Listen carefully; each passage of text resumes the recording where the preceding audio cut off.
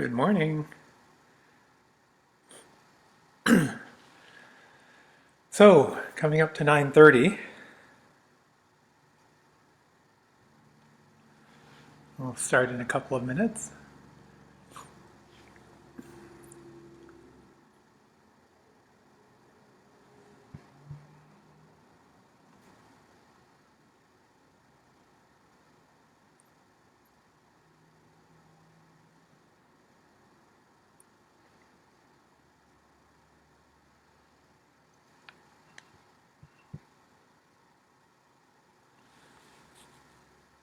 Be another beautiful sunny day.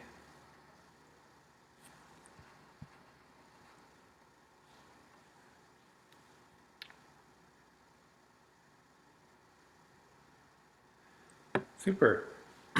Okay, well, good morning. Friday morning, 9:30. Let's go ahead and get started. Thanks for those of you that are able to join. Strange times we're living in. So, maintaining a yoga practice, a meditation practice is it's really advisable at this time to help keep us focused on our well-being. So find a comfortable seat. We're going to start with an opening meditation just to get grounded and really connect inwardly.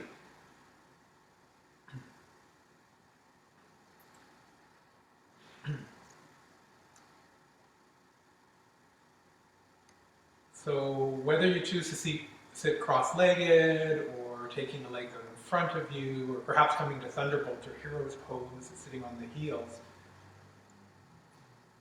really be aware of a sense of the weight and grounded feeling in the pelvis, rooting. A sense of heaviness but without collapse. And at the same time, a beautiful lift through the spinal column, a natural lift without any sort of force, just allowing that natural polarity of the pressing of the sits bones and the upward lift through the spine, out through the crown of the head.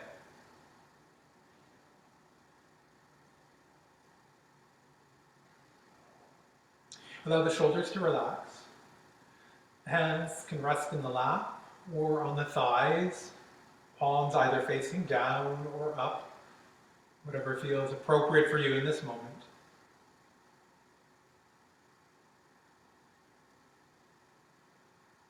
It's a good reminder that yoga is an individual practice and you are at liberty to modify at any time so that you have a sense of ease in your practice, a sense of comfort. So if you find sitting in a particular position starts to feel uncomfortable after some time, see if you can breathe into that. Just see if you can allow sensation. If you get past your edge, of course, feel free to change and modify as appropriate for you. The Yoga Sutras remind us that our seat is our pose, sweet and steady. There's no sense of struggle.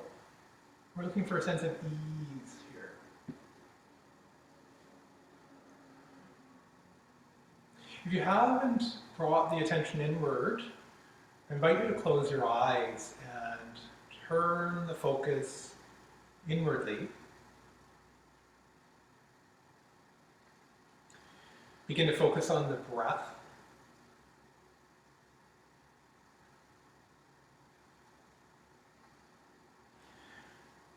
Observe the quality of your breath as it enters and exits the lungs.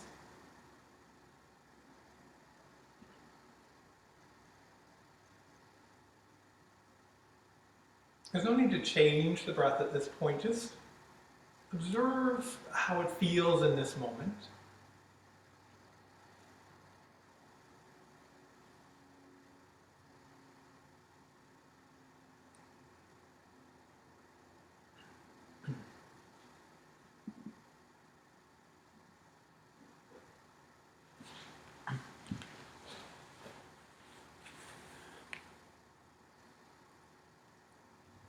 Beautiful.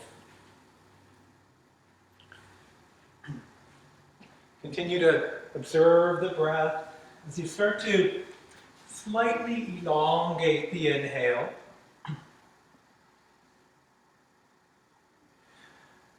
To bring greater awareness to the breath entering the body, you might like to place the palms at the lower part of the rib cage. Whether you choose to have the fingers facing forward or facing backward, depending on the comfort in your shoulders, with the palms resting on the lower rib cage. Notice how when you inhale, the barrel of the chest, the rib cage expanding out in 4 directions. Not just forward and back, side to side as well.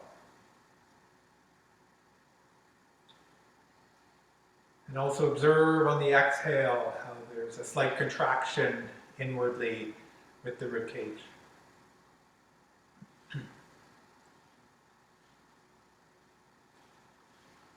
See if you can maintain that sense of expansion of the rib cage, even if you allow your hands to come back down to the lap.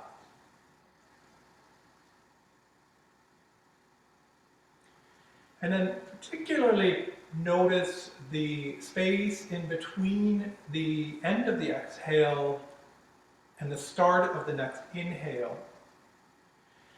And also at the end of the inhale before commencing your next exhale. There's no need to change or elongate this. Just observe the quiet space that occurs. There's a sense of stillness.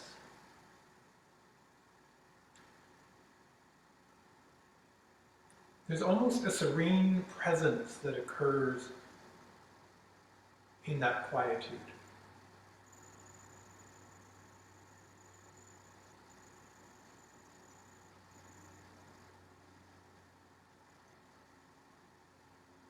The beautiful thing about the breath is it affords us the opportunity to instantly anchor back into the present moment. In the best of times, it's easy for our minds to wander, to focus on the past, to project into the future.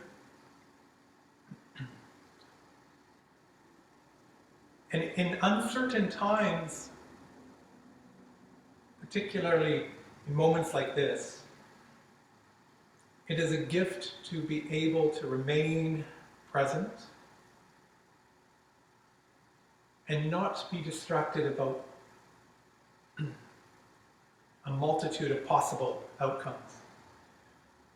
So this opportunity to come inward and focus on the breath instantly anchors us back to the present moment.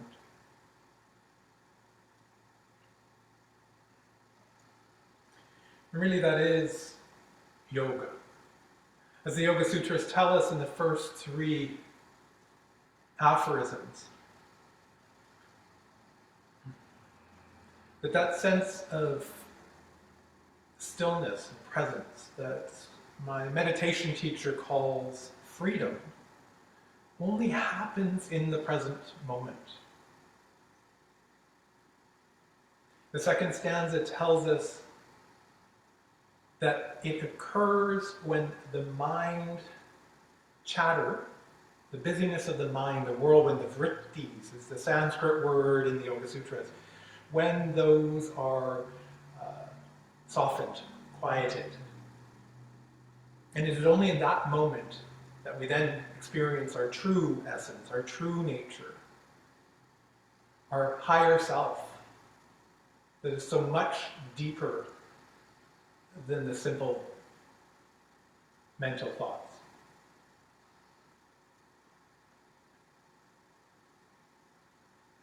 We'll spend another minute and a half just focusing the awareness inward on the breath.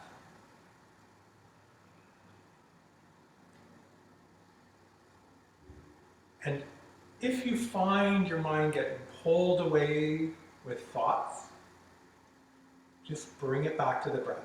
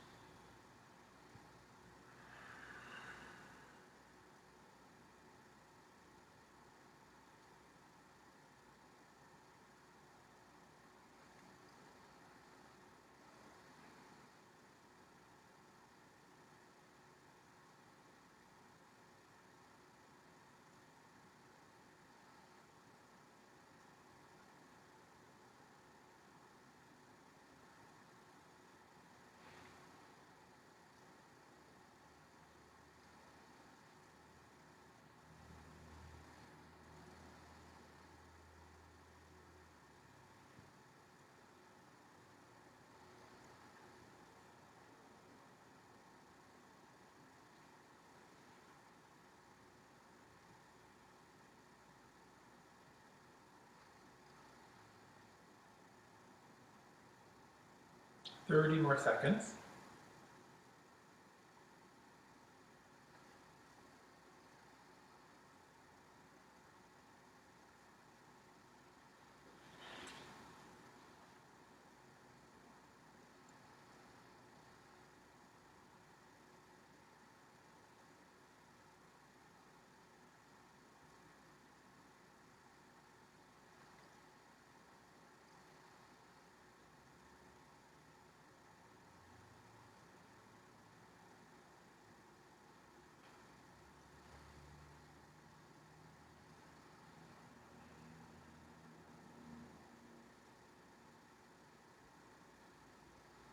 Now I'm going to invite you to bring your palms pressing gently together, bringing the thumbs toward heart center at Anjali Mudra.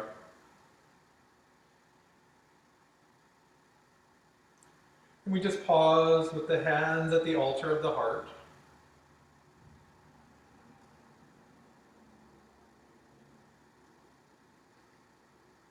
Take a moment to feel a fullness in the heart, to remind ourselves of all of the things we have to be grateful for.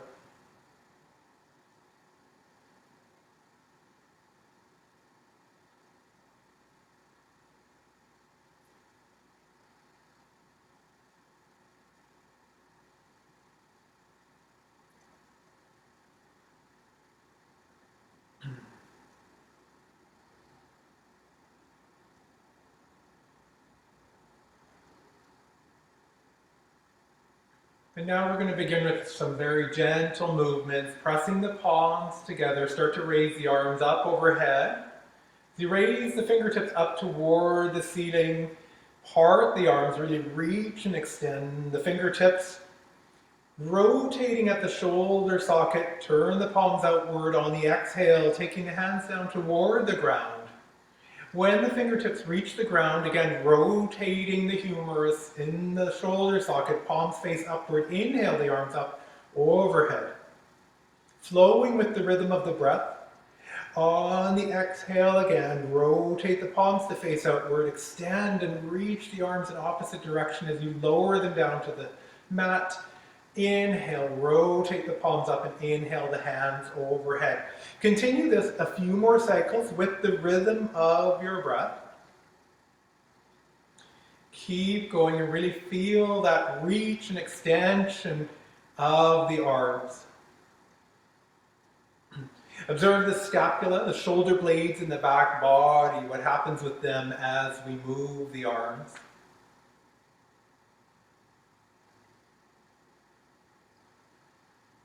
Two more times.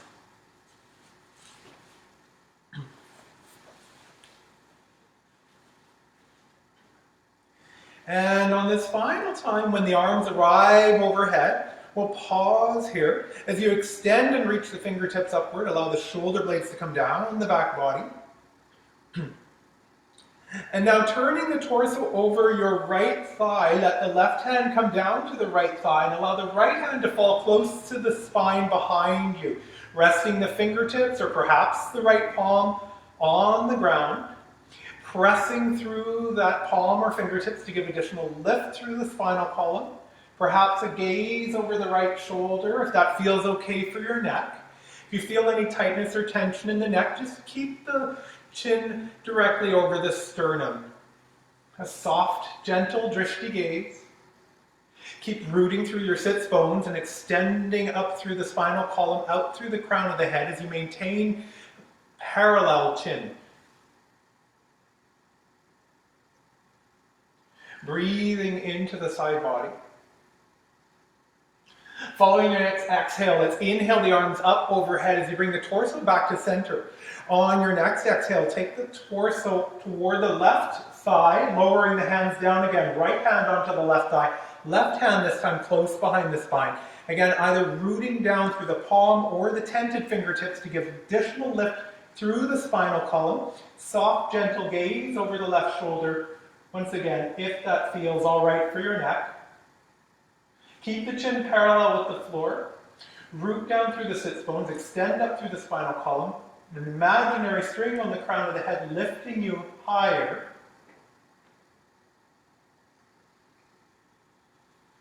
Really breathe deeply. Feel sensation in the body. Following the next exhale, we're going to inhale the arms overhead once again, bringing the torso back to center. On the exhale, a second time to the right-hand side. Left hand down to the right thigh, right hand close into the spine behind you. This time, as you maintain the left hand on the right thigh, I want you to raise the right arm up, straight up toward the ceiling. Reach and extend. The fingertips come up. Higher and higher. Imagine as if the muscles are coming all the way from the waist on the right-hand side. Keeping both sits bones anchored down, start to slightly arc the torso over toward the left-hand side. Really keep that right sit bone rooted down. As you inhale the torso upright again, let's lower the right hand down to the ground. We're going to take the left arm out in front of us and out to the left-hand side. Rotate the palm to face upward. Bring the arm up and over as we start to come toward a C curve here. We want to make sure we're not collapsing into the right hand as you reach and extend the left fingertips. Keep the left sit bone rooted down. Really engage the side body as you breathe deeply in here. Feel the expansion through the rib cage, the intercostal muscles. There's an option here to move the head side to side if that feels okay for the neck.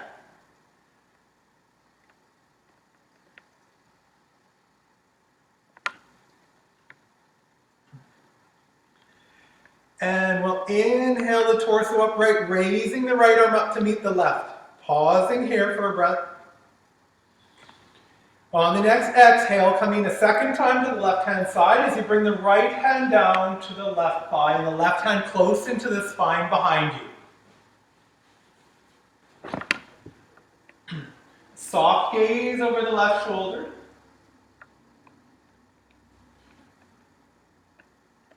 Maintaining the right palm on the left thigh, raise the left fingertips up toward the ceiling. Reach and extend. Feel the entire side body, the shoulder girdle lifting higher. Option to turn the gaze to the raised hand.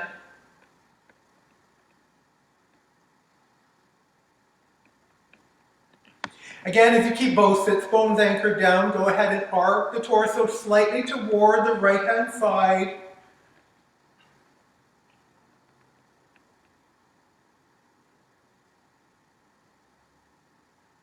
Bringing the torso back upright to a neutral spot, lowering the left hand down alongside the ground. And now open the right arm out to the side, rotate the palm to face upward, and bring it up and over, coming towards C curve on the left hand side. Again, don't collapse into the left hand, just there to brace you. Reach and extend the right fingertips. Root down through the right sit bone. See, notice it doesn't start to lift upward.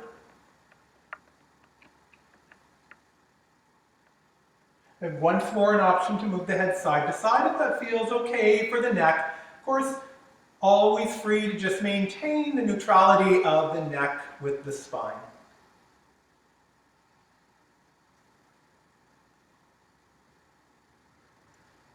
And now as we inhale the torso upright, raising the left arm up to meet the right overhead.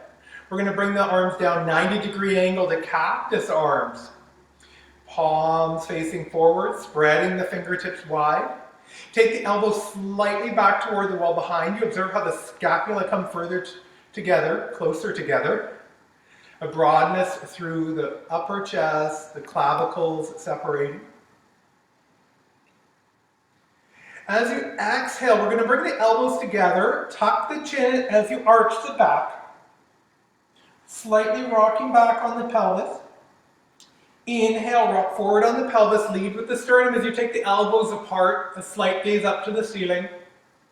Again, flowing with the rhythm of the breath on the exhale, we bring the elbows together as you hollow out the belly and tuck the chin. Inhale, bring the sternum forward, gaze toward the heavens. Again, exhale and bring the elbows together. Inhale, bring the sternum forward. Observe the movement of the pelvis rocking forward and backward between these two motions.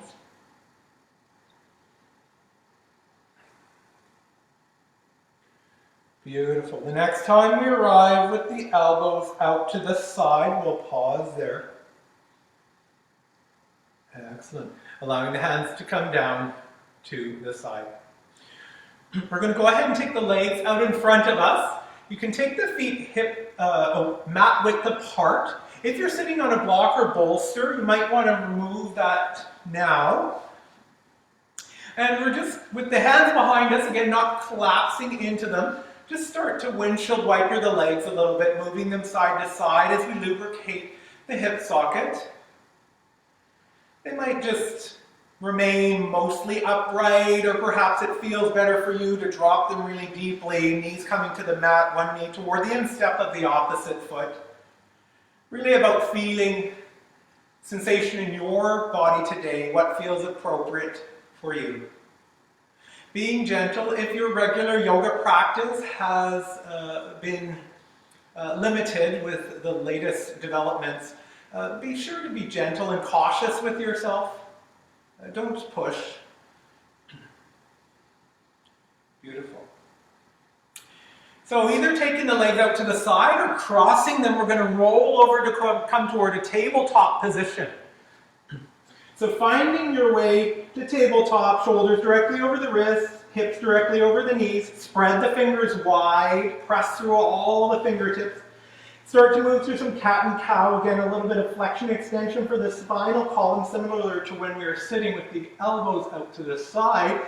Exhale, tuck the chin, arch the back, rock the pelvis in.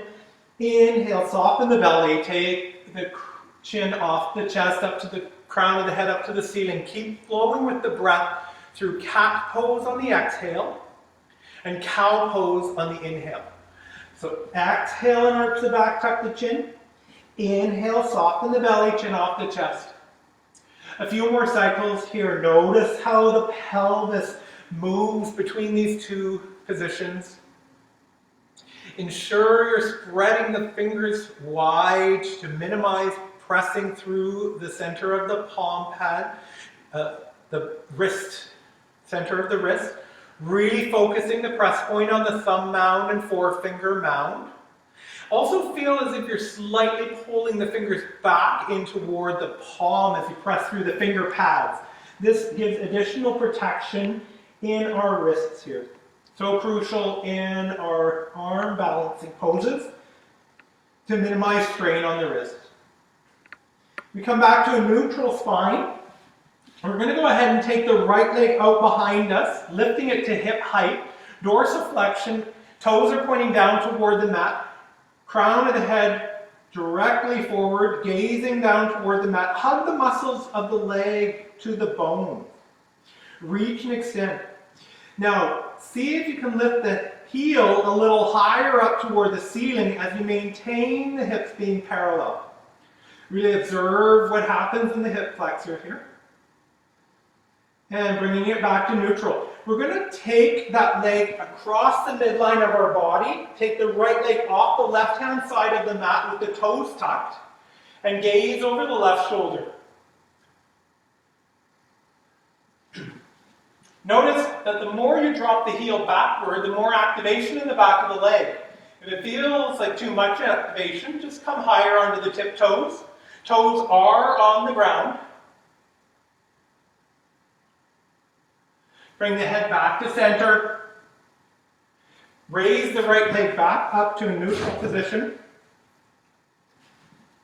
And go ahead and lower it down. We'll repeat this on the opposite side as you raise the left leg up behind you. Again, hips parallel, toes pointing down to the ground, hug the muscles to the bone. Really reach the sole to the wall behind you as the crown of the head reaches forward. Holding here. And now take that leg across midline. The left leg now comes off the right-hand side of the mat. Drop the toes to the ground. The toes are tucked. Gazing over the right shoulder. Once more, observe that the more you activate dropping the heel backward, the more sensation in the back of the leg, particularly the calf muscle. If it feels like too much, just lift a little higher onto the toes. Bringing the head back to center. Let's go ahead and raise the left leg up, bring it back to neutral, into a tabletop position. Now as you raise the right leg up behind you, again, once more, this time we're going to bring the left hand forward on our mat with tented fingers. So it might come to the front of the mat or just ahead of the mat. And tent the fingers, or spider tip fingers, you may know it as well. Feel a long line through the whole body. Take the heel of the and sole of the right foot to the wall behind you. Crown of the head reaching forward. Now engaging the deep abdominal muscles here. There's an option, if you're feeling stable here, to raise the left arm off the ground and turn the palm inward. Holding steady here, really feeling engagement in the deep core abdominal muscles.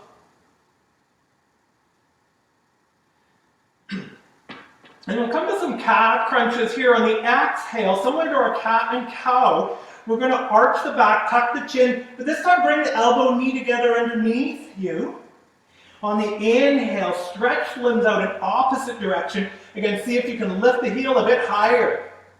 Exhale, bringing the elbow and knee together. Inhale, taking them in opposite directions.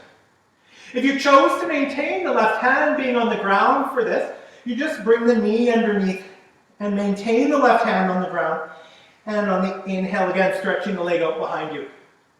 So keep going several more cycles, whether your left hand is on the ground or whether it's raised and you're bringing the elbow to the knee. Flowing with the breath.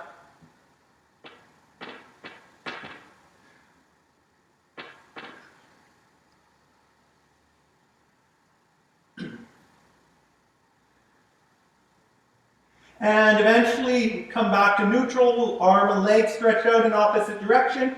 Go ahead and lower the left hand down, lower the right knee down, and we're going to come to a rest in between going to the opposite side. So come to child's pose if that's available for you. Sink the buttocks back to the heels, lower the forehead to the mat.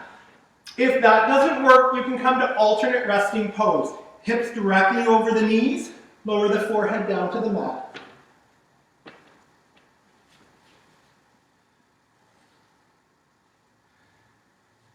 We take a moment here to pause, to bring the awareness inward again, to refocus on the breath, to integrate what has happened so far.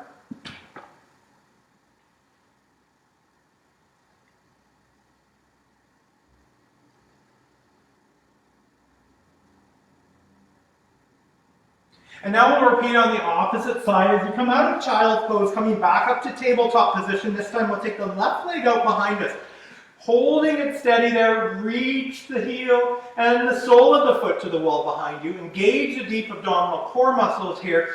And now take the right hand forward, either just at the front of the mat or just ahead of the mat, and tent the fingers. Feel, again, a deep engagement in the core muscles here. There is an option to raise the right hand now off the mat, face the palm inward. Feel a long line through the whole body as you reach the fingertips forward. And again, we're going to repeat this cycle on this side now. As you exhale, bring the elbow and knee together. Inhale, stretch the limbs out in opposite direction. Again, exhale, cat crunch. Bring the elbow and knee together as you tuck the chin and arch the back. Inhale, take the limbs in opposite direction.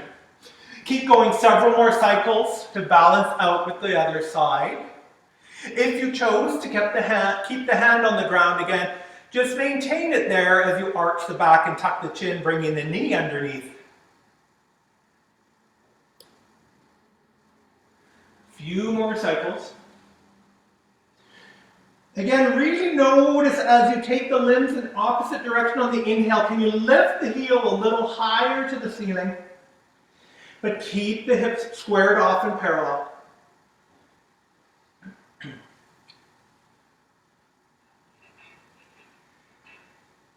And the next time you arrive with the limbs out in opposite direction, just pausing there, Let's go ahead and lower the right palm, lower the left knee, coming to tabletop position.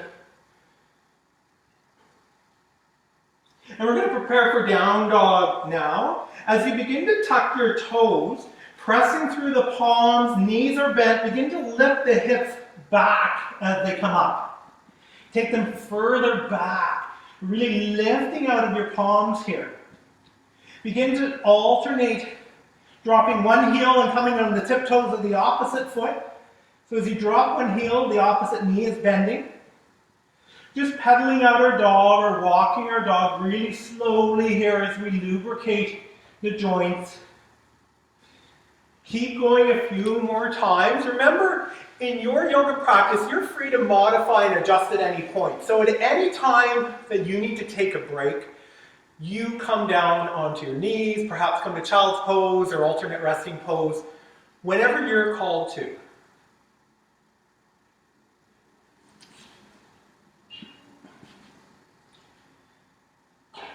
And coming back to neutral dog now, we're going to take the right leg up just a few inches off the mat, bring it back down beside the left leg so that the toes, the pinky toes, the baby toes, are touching one another.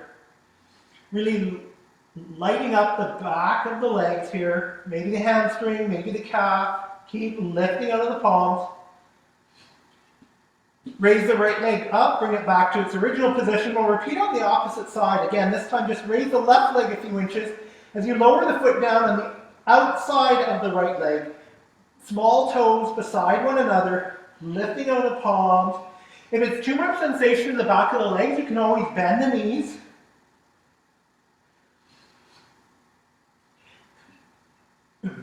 And inhale the left leg back to its original position.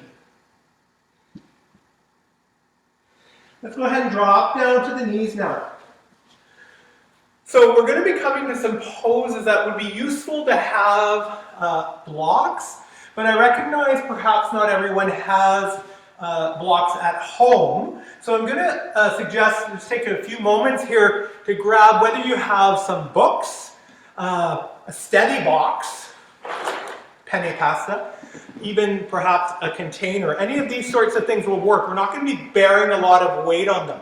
So maybe if you don't have anything nearby, just take 30 seconds or so to go grab a book, a block, a box, something that you can give you a little bit of height, maybe a good 3 or 4 inches. And otherwise, just sit for a moment, turn the attention inward. You may have noticed a little friend of mine wanting to help out. My cat is here. I think he feels he's the most trained to offer cat pose. So of course he had to make an appearance. So ignore him as he meanders around my mat at times. Beautiful.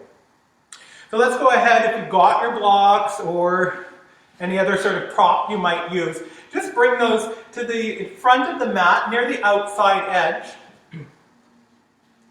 We're going to go ahead and come up again toward down dog. And now raising the right leg out behind you, three-legged dog, really reach and extend it back. Take the sole of the foot to the wall behind you, the heel higher, keep the hips parallel. Now as you bend the knee, we're going to bring the right foot forward and plant the right sole near the right thumb mound. Lining up in a high runner's lunge here. Feel a long line through the whole body. The back toes are tucked, the heel is lifted, lifting the left shin high off the mat. Feel a long line through the body, crown of the head extending forward. Forward knee directly over the forward ankle. Then we're going to go ahead and drop the left knee down to the ground. Option now to bring your hands onto your props, books, blocks, whatever you may have. Really notice the sensation in the quadricep on the left leg. I'm just going to change my position for better visual if anyone needs to observe the next instruction here.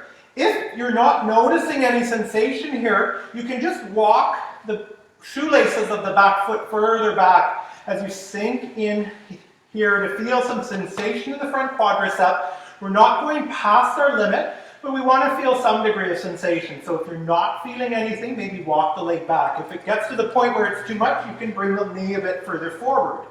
Make sure this forward knee is directly over the ankle. You want the shin bone perpendicular to the floor. Beautiful. Now as we tuck the back toes again, we're going to lift up again to a high runner's lunge with the blocks. And then removing the hands from the blocks, inhale the arms up overhead. Warrior lunge. If this is too much for you, you're certainly welcome to, again, bring the knee back down to the ground. Reach and extend the arms up overhead.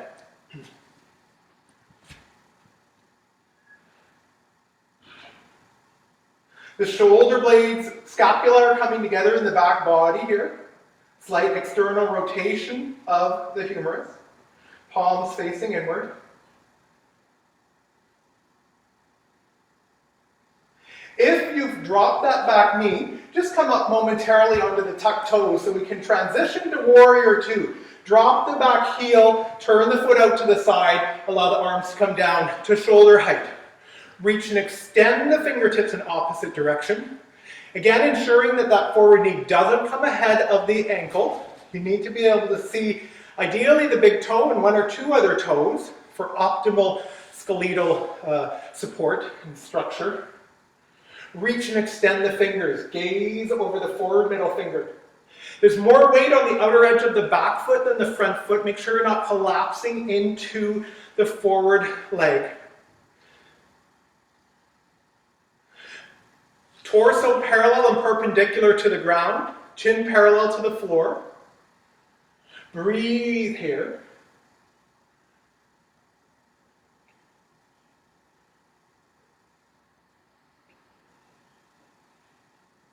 As we prepare to come to Exalted Warrior, rotate that forward palm. Raise it up toward the ceiling and drop the back palm onto the back thigh. Reach and extend the arm upward.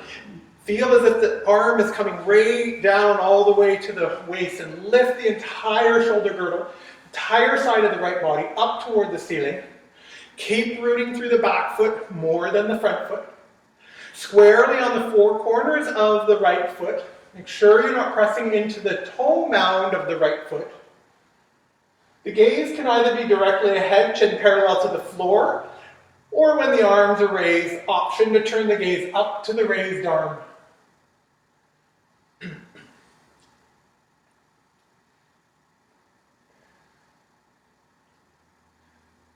We're going to take the arms back to Warrior Two once again and preparing for Warrior Side Angle. So bending the elbow, rest it on the forward thigh, raise the other arm overhead and pause here to make sure that your left shoulder is open to the wall behind you. And then allow the arm to come alongside the ear. So one long line running through the outer edge of the left foot, out through the left fingertips. Keep the torso parallel to the wall in front of you. If you observe the shoulder starts to curve and the torso turns toward the ground, come higher up and bring that left shoulder to the wall behind you. Option to just bring the palm onto the thigh rather than the elbow.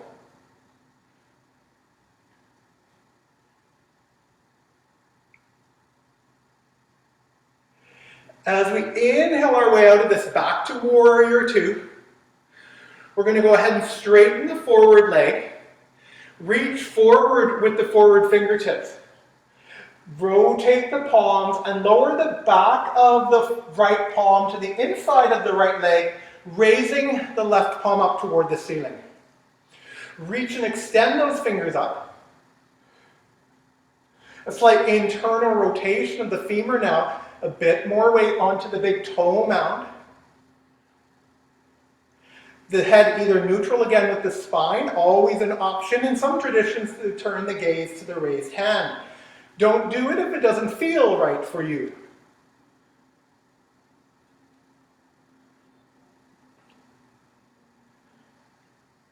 If you feel constriction in the raised arm, there's always an option to bend at the elbow and bring the hand onto the small of the back.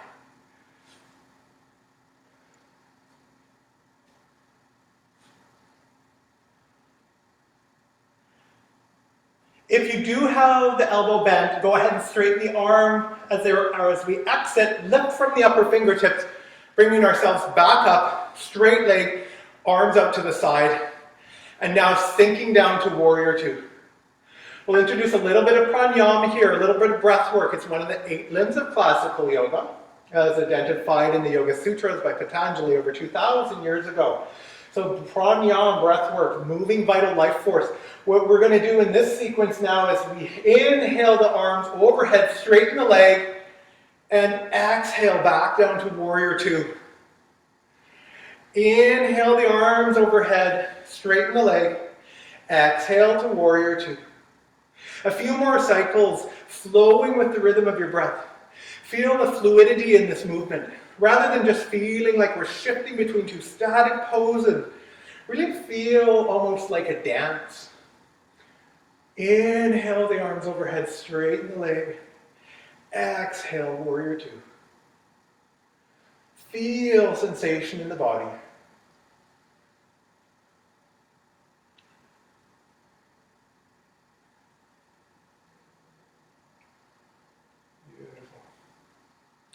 And the next time you come down to Warrior Two, pausing here, we're going to make our way to the front of the mat. There's an option to pivot on the back foot, arms come out to the side, and come forward to mountaintop at the front of the mat.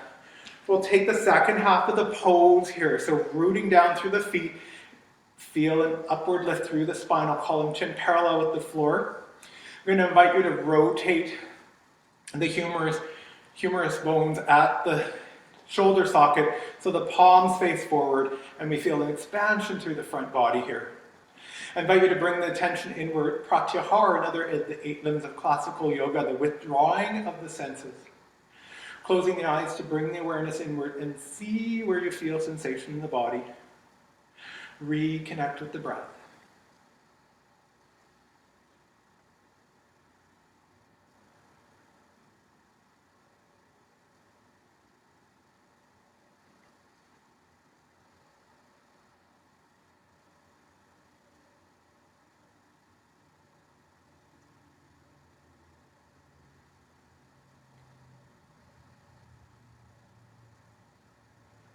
Beautiful. And when you're ready, go ahead and open your eyes. We'll inhale the arms around overhead and come to a swan dive. Bend the knees if you have tightness in the low back. Hanging forward fold. Inhale for halfway lift, diver's pose. Have a straight spine. Perhaps the palms come up the shin. Exhale, hanging forward fold. We're going to go ahead and plant the palms as we take the right leg back behind us. We're going to take the left leg back behind us and press back to down dog. We prepare to repeat on the opposite side. Beautiful. From your down dog, let's go ahead and raise the left leg up toward the ceiling. Reach and extend the leg behind you. Heel higher. Bend the knee, plant the left foot by the left thumb now near the front of the mat.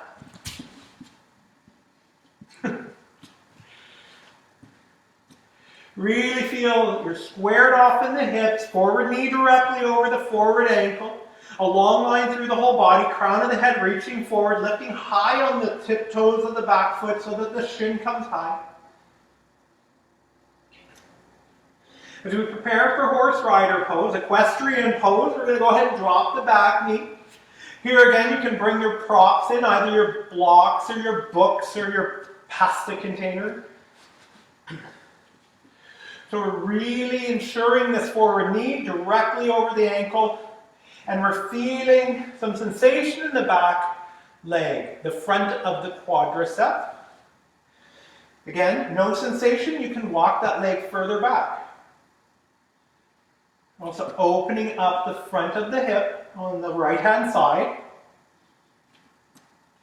Breathe.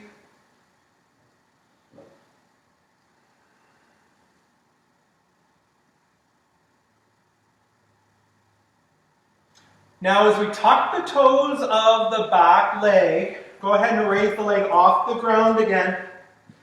And then inhale the arms up overhead, warrior lunge. Both hips facing directly forward to the short edge of the mat. There is an option here to keep the right knee down on the ground if that is preferred for you. Reach and extend the arms overhead.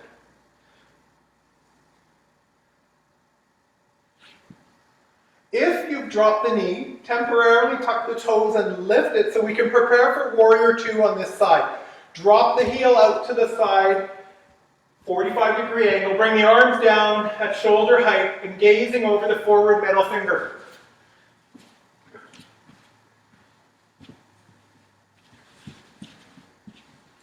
Ensure again that you're not crunching into the toes of the front foot. In any of these standing balance, weight-bearing poses, ideally you want to be able to lift the toes, even just temporarily. Just the toes, not the toe mound. We are rooting through the toe mounds, or the big toe mound, middle toe mound, and inside and outside edges of the heel. Squared off in the foot. More weight on the outer edge of the back foot. Reach and extend the arms, torso parallel to the floor, chin parallel to the ground, gazing over the forward middle hand. Middle finger.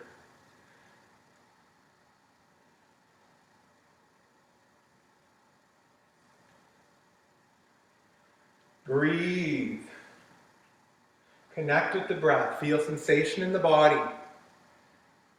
Where is the mind? When you find the mind becomes distracted, just bring the awareness back to the breath.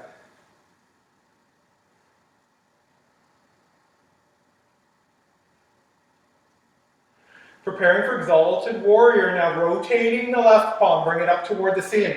Drop the back palm onto the back thigh. Reach and extend the left arm up toward the ceiling, lifting the entire shoulder girdle. Again, gaze might go up to the raised hand or just keeping the chin parallel to the floor, staring directly ahead.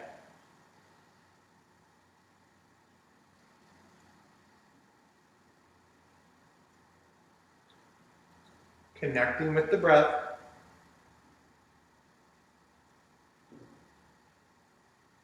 We'll bring the arms back down to warrior two. And now as we prepare for warrior side angle, you can bend that forward elbow, left elbow, rest it on the left thigh. Raise the right arm overhead again. Check that that shoulder is opening to the wall behind you. And then option to bring the right arm alongside the right ear, one long line from the back foot out the right fingertips. But keep the torso open to the wall in front of you. If you observe it starting to turn, come a little higher up, maybe the palm on the thigh. Open that shoulder to the wall behind you.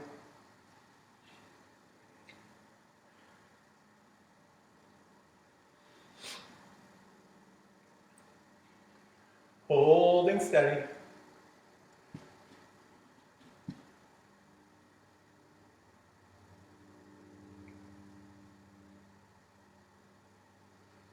And we'll windmill the arms back to warrior two.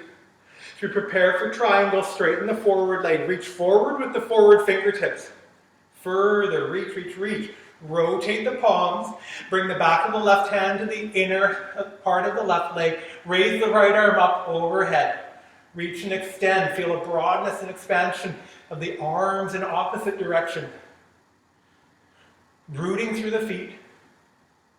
Sits bones going to the wall behind you. Crown of the head going to the wall in front of you. Once again, either keep the neutrality in the neck, looking directly ahead, or for those who are accustomed, you can always turn the gaze up to the raised hand. And also always an option to bend that elbow and rest the palm on the small of the back.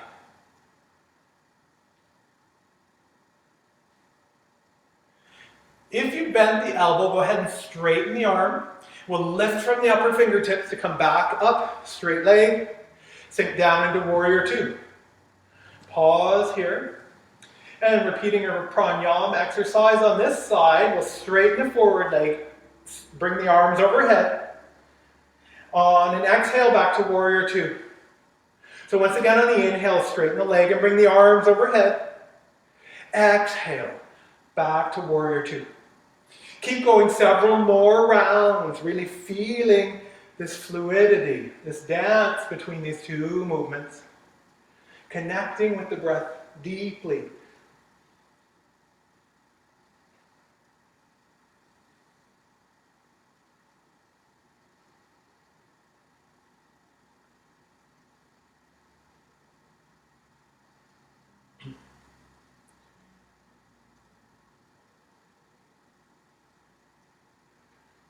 Beautiful. The next time we come down to warrior two, just pausing here, we'll find our way to mountain at the front of the mat. Option to turn that back foot, pivot the knee to face forward, spring off that foot and come forward to mountain pose. So we're coming toward the front of the mat, again, second half of the pose. Bring the attention inward, close the eyes as an invitation, root through the feet. Feel the energetic left through the spinal column, perhaps opening the shoulders here, have the palms face forward. Connect with sensation. Observe the quality of the breath.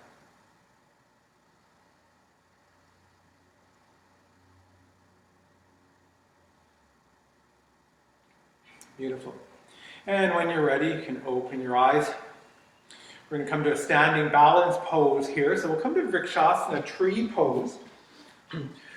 So really rooting down through the four corners of your right foot, keeping an active engagement in the leg as you hug the muscles to the bone. That's going to become important in the different variations of this pose, that we want to make sure our leg doesn't sort of start to pop out to the side. Come onto the tiptoes of the left foot. And the next important element of this pose is to open the hip out to the side. So resting the left heel just above the right ankle. Again, feeling the openness in the hips and the integrity of the standing leg. There's now an option to take the foot off the mat. Bring the sole of the foot to the calf. Another option is to bring it onto the inner thigh, but we always want to avoid placing it on the knee. If you're accustomed to practicing Lotus or half Lotus in seated position, there's also an option to come to half Lotus. If you choose this option, the knee has to be below the hip. So wherever it lands, if the foot is on the leg, or actually even if the toes remain on the ground, pressing the heel into the leg, pressing the leg back into the heel. Or in the case of the sole on the leg, press the entire sole. Observe that it activates the hip flexors here. The hands can either come to Anjali Mudra at heart center. Perhaps you'd like to bring them alongside the ears like branches of a tree.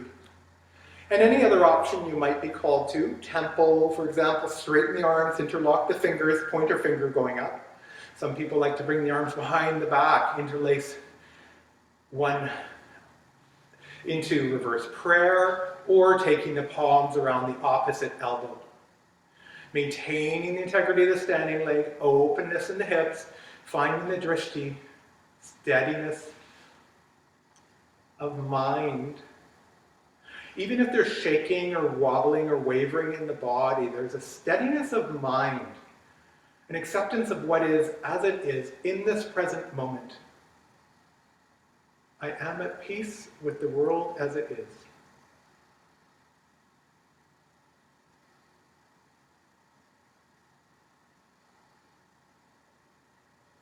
Allowing the hands to come down and release the leg, and just any quick counter movement that might bring a sense of ease and relief, maybe shaking the leg out or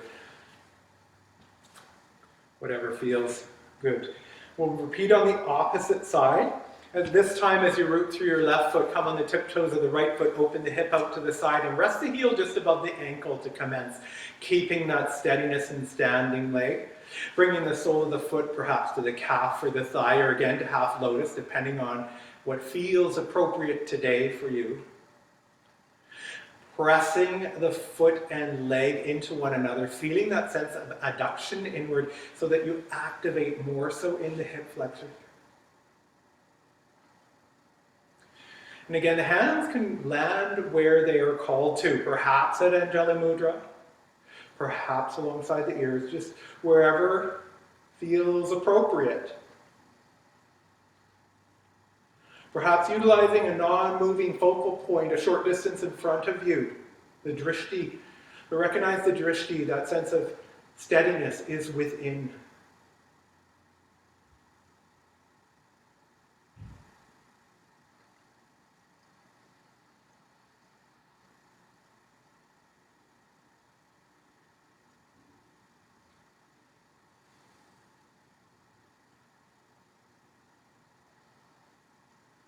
And as you allow the hands to come back down, go ahead and release the leg.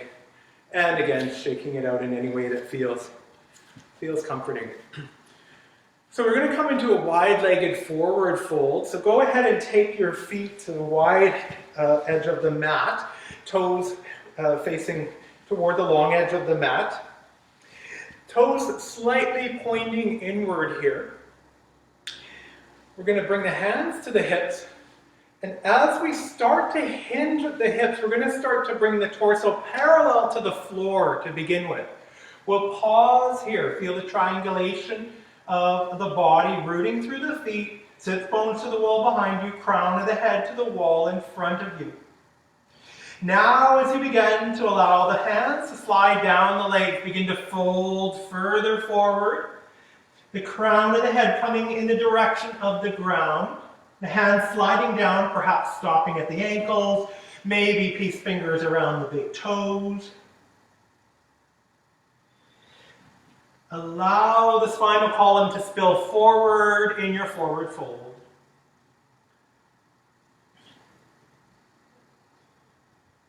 Really feel the elongation of the spinal column forward. One of my teachers reminds me that the Sanskrit translates is a challenge, that what we call forward folds ideally should be referred to as forward extensions.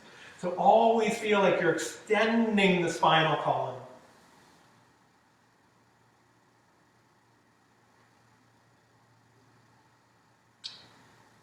Go ahead and place the palms on the mat, just in between the feet.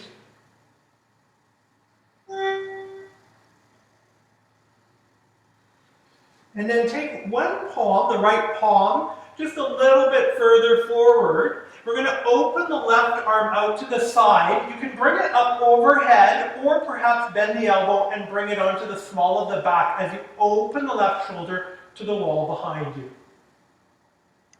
Again, feeling the crown of the head reaching forward, sits bones reaching back. Option here to bring in your prop, your book or box of pasta or whatnot, to rest the palm on. Give a little bit additional lift here for the triangulation in the body. If the arm is bent, go ahead and raise it up so you can bring it back down. We'll place it where the left palm where the right was. Open the right arm out to the side. Again, either directly overhead or onto the small of the back. Keep rooting through the feet. If there's too much sensation in the back of the legs, you can bend the knees slightly.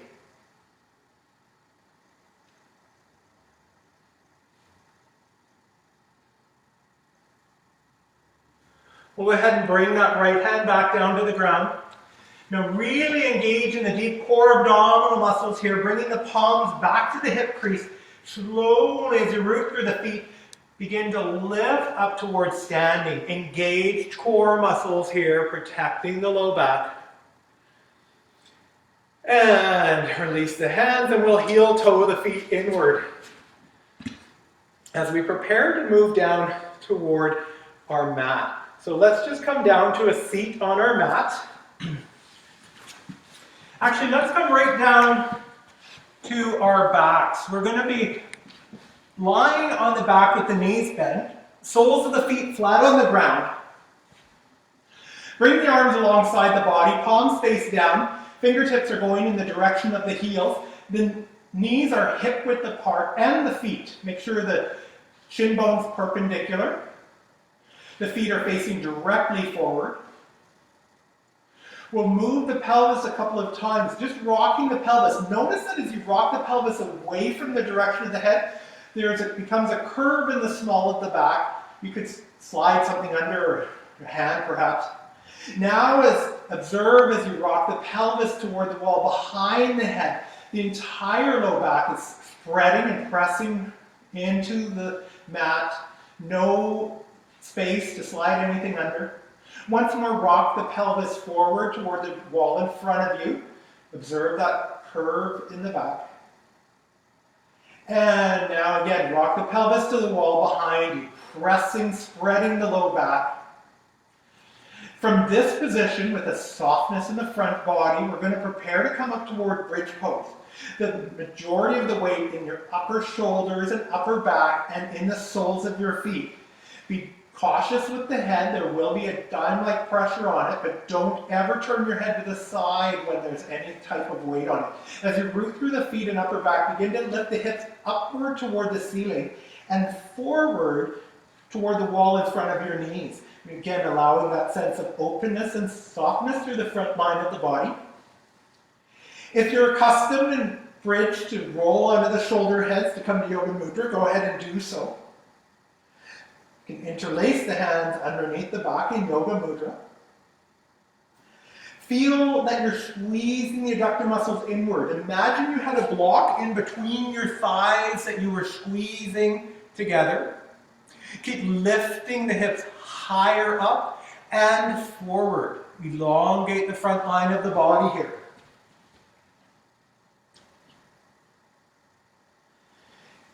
If you've interlaced into Yoga Mudra, go ahead and release that, rolling off the shoulder heads. We'll begin to lower the vertebra one at a time as we bring the pelvis and buttocks back down to the mat. And then hugging the knees in toward the chest.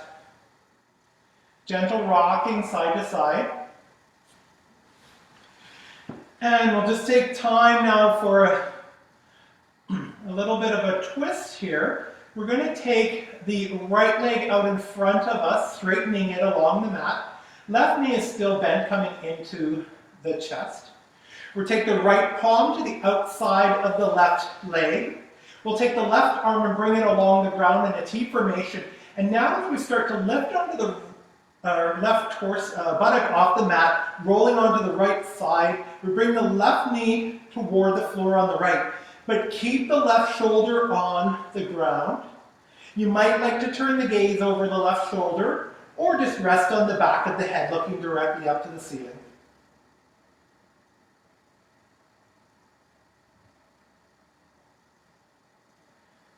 If you're looking over the left shoulder, bring the head back to center to begin. Bring the leg back up to midline. And we'll go ahead and swap the legs out. Straighten out the left leg. Hug the right knee in toward the chest. Take the left hand to the outside of the right leg. Take the right arm out in a T formation and begin to bring the right leg across the center line of the body, dropping it off the left-hand side of the mat. As you keep this right shoulder glued down to the ground, option to gaze over the right shoulder or just rest on the back of the head, look up toward the ceiling. You might really notice some activation in the back of the right hip flexor, in the piriformis, maybe where we see the insertion of the gluteus minimus or the gluteus maximus into the greater trochanter. Breathe into any sensation you're feeling here. Bringing the head back to center if it's looking over the shoulder, roll onto the back. Straighten the right leg out in front of you. Once again, bending the knees, soles of the feet flat on the ground. We'll go ahead and take the feet off the ground so that the thigh bones are perpendicular to the ground. And option to straighten the legs and bring them up toward the ceiling. The hands might be alongside the body, pressing into the palms. There's a bit of activation and engagement in the core muscles here. You can either allow a natural sense of relaxation here, or if you want a little bit of heat, you can begin to slowly lower the heels down toward the ground. Don't let them quite touch. Hover just a few inches off the mat and inhale them back up. Pressing through the palms allows a greater sense of engagement here. Just a couple of times, a little bit of abdominal work. Otherwise, if you're just holding them overhead, just to feel that drainage, the lymphatic system, as blood drains. Now bending the knees, once again, bring the soles of the feet flat on the ground. We have another minute or two left before we move to Shavasana, final resting pose. So if there's any movement that we didn't get to in this practice that your body is calling for, feel free to spend in the next minute or so responding to that. If you are feeling complete and ready to move towards Shavasana, you might like to grab an article of clothing, or perhaps if you have a blanket handy, it'd feel nice to have a cover in Shavasana. So just taking another moment or so to wind up your practice. And as you prepare to transition towards Shavasana, coming down in a supine position on the back, legs are stretched out in front of you, slightly apart, let the feet splay outward. Sometimes ever so slightly rolling onto the shoulder blades just allows a greater sense of relaxation and sinking. And the other thing is, if you notice your head has a tendency to collapse backwards, maybe lift it an inch or so off the ground, slightly tuck the chin, you're elongating the back line of the neck, lowering the head back down, and now resting on the occipital ridge. For most people, they find this more relaxing and comforting. It keeps the trachea, the Sushumna channel in a straight line now, ears parallel to the shoulders. Arms alongside the body is the traditional method. Some people prefer to keep them on the belly. That's an option. If you're taking traditional, see if you can rest the back of the hands on the mat, fingertips and palms facing upward. If you're feeling any tightness or tension in the low back, you can bend the knees and rest the soles of the feet flat on the ground and just rock the pelvis to a position that feels better. Another option is if you have a bolster or a pillow to put it underneath the knees. And we just spend a few minutes now, again, that opportunity to turn the attention inward, to really integrate what has transpired so far in our practice.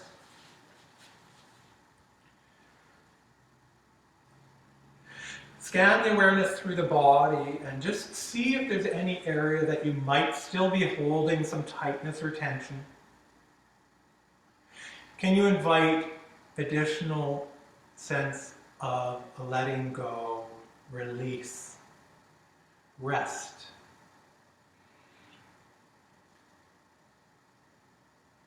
It never ceases to amaze me that even after decades of a practice, I still encounter times where I'm holding or clenching. There's such habitual patterns. Observe even things like the soft muscles around the mouth. Are those relaxed? Is your jaw relaxed, or do you observe your clenching your teeth? Can you allow it to relax? Is the tongue being pressed up to the roof of the mouth activated? Allow it to rest. Even the micro muscles that control our eyeball, is there any sort of clenching in that? See if you can rest and relax.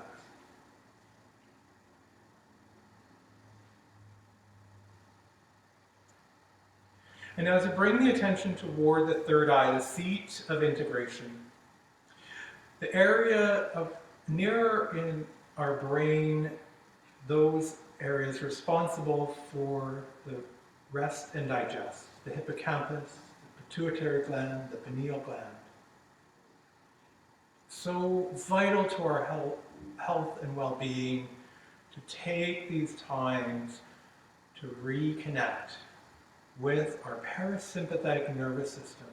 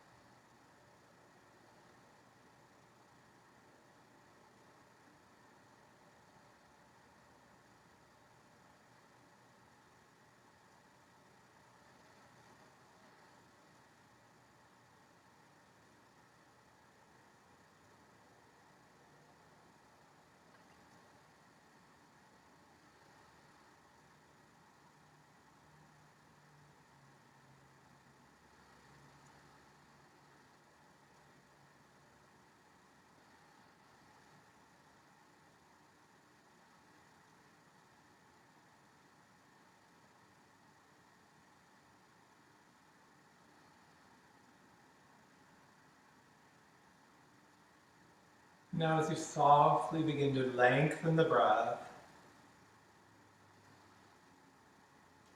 just start making some small movements, subtle gestures. Maybe wiggle the fingers and toes. Maybe you want to rotate the wrists and ankles. Just bringing a little bit of vitality back to the form and energy back to the body.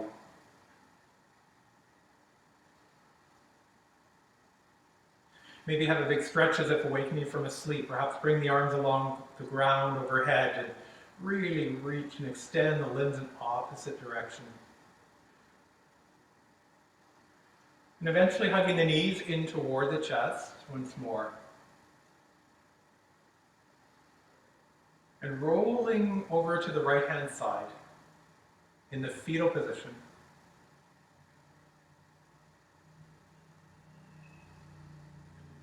Really feeling cradled in the womb of existence, protected by this planet.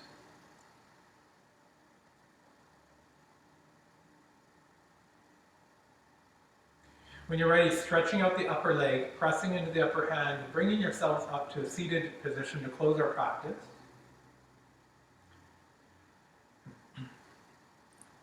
Taking a moment just to find a comfortable seat once again. And then let's bring our hands onto the heart center, resting the right palm on the heart, the left palm on the back of the right hand.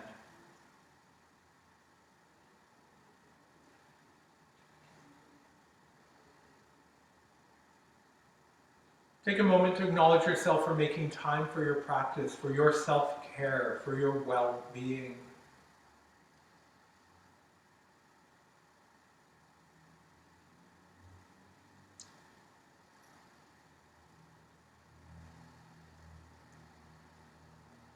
And feel a fullness in your heart of love and compassion.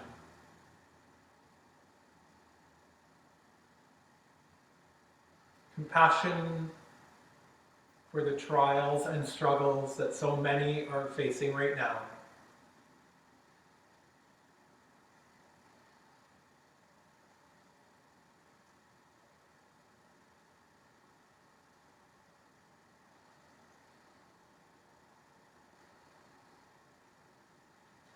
In my lineage, I've studied in many traditions, but in my Amrit lineage, we close our practice with the words Jai Bhagwan.